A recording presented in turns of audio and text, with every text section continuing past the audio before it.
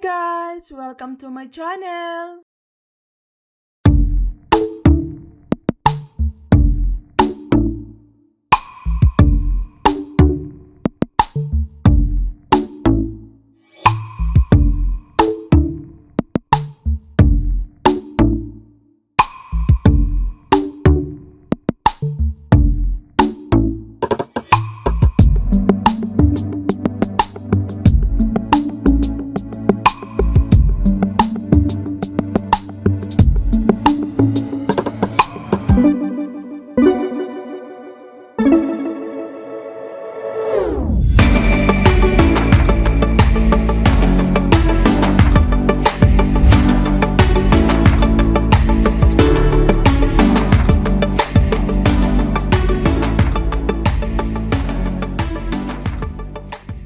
For the ingredients of the bread, unsalted butter, psyllium husk, coconut flour, eggs, baking powder, brown erythritol, salt, heavy whipping cream, and vinegar.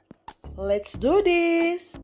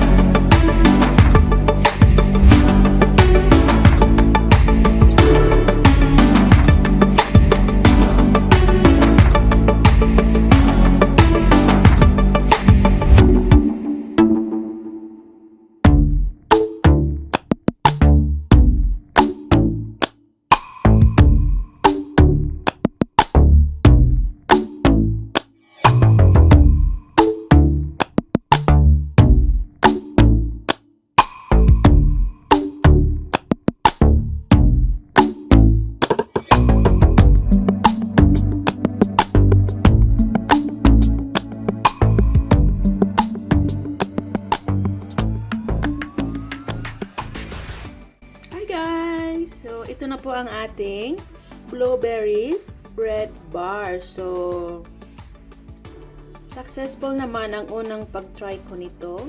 Kasi wala akong OB. So, kaya ang ginamit ko is yung blueberries. So, kindly watch na lang sa video para matutunan nyo kung paano gumawa nito. Actually, madali lang siyang gawin. And, lalo na yung sa bread, hindi ko pa siya nakuting ng desiccated coconut. Dalawa na ang naubos ko. Masarap siya, as in. So, try nyo guys, kasi di kayo magsisisi.